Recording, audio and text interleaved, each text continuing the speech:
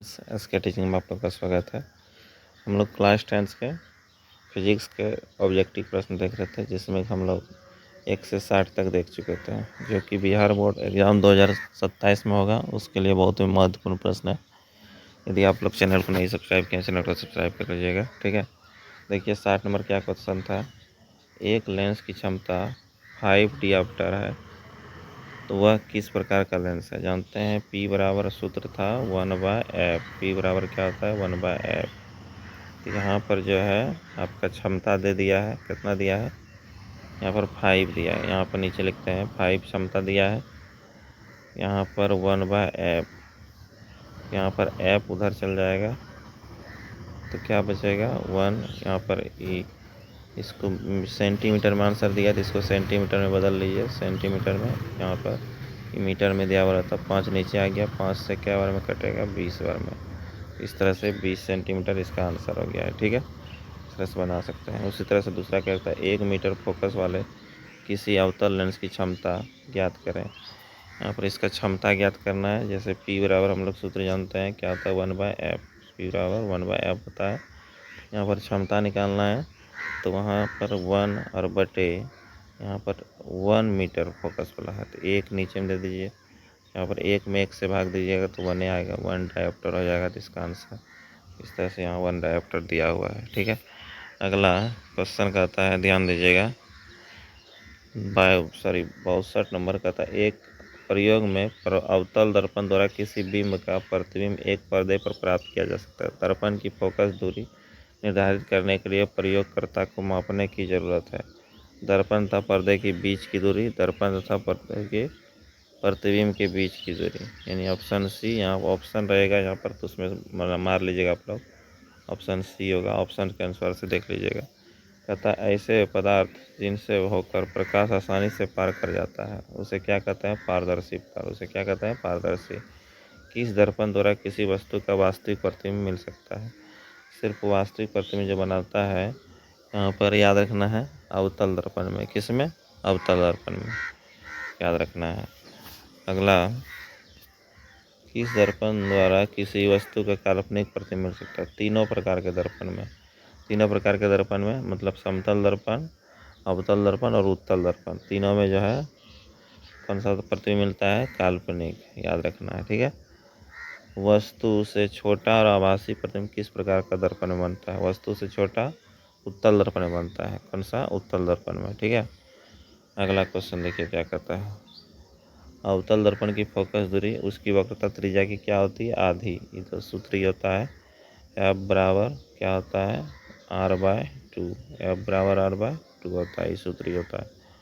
अगला question, motor गाड़ी के चालक के सामने लगा होता है उत्तल दर्पण। कौन सा दर्पण, उत्तल दर्पण, याद रखना है। अगला क्वेश्चन कहता है उत्तल दर्पण द्वारा बना प्रतिबिंब होता है काल्पनिक और सीधा। उत्तल दर्पण में कैसा प्रतिबिंब बनता है, काल्पनिक और सीधा। काल्पनिक यानी आभासी, आभासी सी मतलब सीधा होता है, दिमाग रखना। संबंध होता है F बराबर R/2, ये सत्य है। अवतल और उत्तल दोनों दर्पण के लिए सत्य है। अगला क्वेश्चन 71 नंबर देखिए क्या कहता है, जब प्रकाश की एक किरण एक माध्यम से दूसरे माध्यम में प्रवेश करती है तो पूर्व पथ से विचलित हो जाती है। इसे क्या कहता है, प्रकाश का अपवर्तन। एक माध्यम से दूसरे माध्यम में विचलित हो जाती है। जैसे कि यहाँ पर मान लीजिए कोई प्रकाश का किरण है, यहाँ पर मान लीजिए कोई परावर्तक सतह है, ठीक है। यहाँ पर आया, टकराने के बाद जो है यहाँ पर मान लीजिए अभिलंब है, ठीक है। इसको जाना था सीधा, लेकिन ये थोड़ा सा मुड़ गया। इसी को क्या कहते हैं, प्रकाश का अपवर्तन। यानी यहाँ पर मान लीजिए हवा है, यहाँ पर क्या है, हवा है, और नीचे मान लीजिए पानी है। नीचे में क्या है, पानी है। तो यहाँ पर दोनों अलग अलग यहाँ पर माध्यम है, इसीलिए यहाँ पर जो है पूर्व पथ से क्या हो जाएगा, विचलित हो जाता है। प्रकाश का ही परावर्तन का नियम है, याद रखना है आप लोग को। 71 के बाद इधर आइए 72 नंबर क्वेश्चन।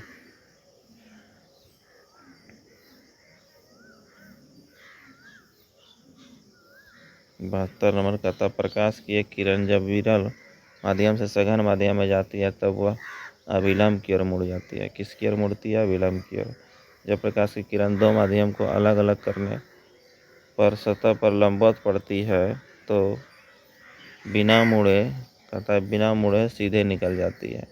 कहाँ से बिना मुड़े सीधा निकल जाती है। पानी से भरी बाल्टी का गहराई कम मालूम पड़ने का क्या कारण? प्रकाश का अपवर्तन। इंपॉर्टेंट क्वेश्चन है सब, इसको आप लोग याद रख लीजिएगा, ठीक है। क्वेश्चन पूछता है सब। अगला क्वेश्चन है, जब कहता है जब प्रकाश की किरण सघन माध्यम से विरल माध्यम में जाती है तो वह क्या होता है? अभिलंब से दूर हट जाती है। सघन से विरल में जाएगा तो अभिलंब से दूर, और विरल से सघन में जाएगा तो अभिलंब की ओर मुड़ जाता है। मानव नेत्र के लिए दृष्टि का अस्थायित्व होता है 1/6। कितना होता है? 1/16। 1/16, 6 नहीं, 1/16। अगला क्वेश्चन है, किसी वस्तु का प्रतिबिंब कहाँ बनता है? जानते हैं, रेटिना पर। कहाँ बनता है? रेटिना पर। नेत्र में प्रवेश करने वाले प्रकाश को किरणों का अधिकांश अपवर्तन होता है कॉर्निया के बाहरी पृष्ठ पर। कॉर्निया के बाहरी पृष्ठ पर, याद रखना। अगला क्वेश्चन है, पुतली के साइज को कौन नियंत्रित करता है? परितारिका। कौन? परितारिका। आँख का व्यवहार क्या होता है? आँख का व्यवहार पूछता है उत्तल लेंस की तरह। आँख जो है किस तरह से काम करता है? उत्तल लेंस। इंपॉर्टेंट क्वेश्चन है, याद रखना आप लोग को। अगला क्वेश्चन है, मानव नेत्र किस प्रकार का लेंस पाया जाता है? मानव नेत्र में किस प्रकार का लेंस? उत्तल लेंस। मानव नेत्र में उत्तल। एक स्वच्छ आँख की दूर बिंदु का होती है अनंत। एक स्वस्थ आँख जो होता है उसकी दूर कितना दूर तक देख सकता है? अनंत तक देख सकता है, ठीक है। अगला क्वेश्चन 83 नंबर, देखिए क्या कहता है, समझिएगा। कहता है, सामान्य दृष्टि के वयस्क के लिए सुस्पष्ट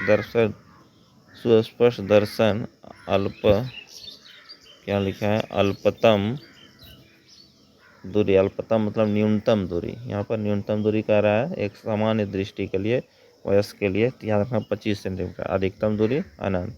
नेत्र द्वारा किसी वस्तु का कैसा प्रतिबिंब बनता है? इंपॉर्टेंट क्वेश्चन है, बहुत इंपॉर्टेंट क्वेश्चन है ये, एग्जाम में आइबे करता है। वास्तविक, उल्टा और छोटा। नेत्र के द्वारा जो है किसी वस्तु का कैसा प्रतिबिंब बनता है? वास्तविक, उल्टा और छोटा, याद रखना है। अगला 85 नंबर देखिए, निकट दृष्टि दोष दूर करने के लिए चश्मे में किस प्रकार का लेंस लगाया जाता है? अवतल लेंस। कैसा? अवतल में। निकट, यहाँ लिखते हैं निकट। निकट के लिए याद रखना है अवतल। निकट के लिए अवतल लेंस। निकट के लिए कौन लेंस? अवतल। जैसे लिखते हैं दूर, दूर लिखेंगे इसमें उत्तल। दूर में कौन? उत्तल। इसमें समझिएगा, निकट में देखिए 3 अक्षर है, इसमें 4 अक्षर है। ये बड़ा वाला है तो बड़ा है। ये दूर में देखिए 2 ही अक्षर है, छोटा है, इसलिए इसके लिए छोटा है। यानी 2 अक्षर है 3 वाला, 3 अक्षर है तो 4 वाला, याद रखना इसको। निकट दृष्टि दोष में अवतल लेंस और दूर दृष्टि दोष में उत्तल लेंस, याद रखना। इंपॉर्टेंट क्वेश्चन है, ठीक है। अगला 85 हो गया। अब 86 नंबर देखिए। 86 नंबर क्या होता है? किसी लेंस का उपयोग कर दीर्घ दृष्टि दोष को संशोधित किया जाता है उत्तल लेंस के लिए। किस दृष्टि दोष को अवतल और उत्तल दोनों लेंसों से बनी द्विफोक्सी लेंस द्वारा संशोधित किया जाता है? जरा दृष्टि दोष, याद रखना है। कितना? कौन सा? जरा दृष्टि दोष। अगला क्वेश्चन है, कहता है जो नेत्र निकट स्थित वस्तु को साफ नहीं देख पाता है उस नेत्र में होता है दूर दृष्टि दोष। कौन दोष? दूर दृष्टि। जिसमें साफ निकट की क्या क्या कर रहा है? जो निकट की दृष्टि को साफ नहीं देख पाता है उसमें दूर दृष्टि। किस रंग का विचलन न्यूनतम होता है? लाल का, याद रखना। सबसे लाल का न्यूनतम होता है विचलन और सब अधिकतम होता है बैगनी का, याद रखना। श्वेत रंग कितने रंगों से मिलकर बनाता है? ये तो सभी जानता है, 7 रंग। स्पेक्ट्रम प्राप्त करने के लिए किसका उपयोग करता है? प्रिज्म का। प्रिज्म में कुल कितना सतह होता है? 5 सतह होता है, जानते हैं। स्पेक्ट्रम में किस रंग का झुकाव अधिक होता है? बैगनी का। किसका होता है? बैगनी का। प्रकाश का प्राथमिक रंग, इंपॉर्टेंट है क्वेश्चन, लाल, हरा, नीला। नहला दिमाग में रखिए ना, नो हो और ला, नहला दिमाग में सेट रखिए। नो से नीला, हो से हरा, ला से लाल। प्राथमिक रंग तीनों, याद रखना। अगला क्वेश्चन, वायुमंडलीय अपवर्तन। ये क्वेश्चन कहाँ पढ़े थे? तारे का टिमटिमना। तारे के टिमटिमने का क्या कारण है? वायुमंडलीय अपवर्तन। प्रकाश की किस घटना के कारण सूर्य हमें सूर्योदय से लगभग 2 मिनट पूर्व दिखाई देता है? वायुमंडलीय अपवर्तन। इंपॉर्टेंट क्वेश्चन है दोनों। अब यहाँ पर देखिए अगला क्वेश्चन, तारे का टिमटिमाना किस प्रकार की घटना होता है? वायुमंडलीय अपतन। सब क्वेश्चन वायुमंडलीय अपतन। वायुमंडल में कौन सा वर्ण अधिक परिकिरण होता है? नीला। कौन सा? नीला, याद रखना है। अगला क्वेश्चन कहता है जब सूर्य का प्रकाश वायुमंडल से गुजरता है तो वायु के सूक्ष्म कण किस रंग के प्रकाश को अधिक प्रबलता से परिकिरण करता है? नीला। किससे? नीला। प्रकाश के किस रंग का तरंगदैर्घ्य सबसे अधिक होता है? नीला का। किसका होता है? नीला।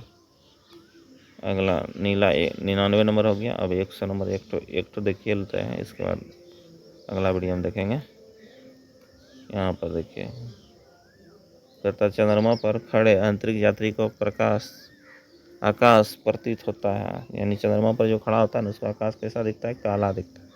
ठीक है, याद रखना है, इंपॉर्टेंट क्वेश्चन है। इसमें जो है 100 क्वेश्चन देख चुके हैं, फिजिक्स के देख रहे हैं। अब मिलते हैं नेक्स्ट वीडियो में। जय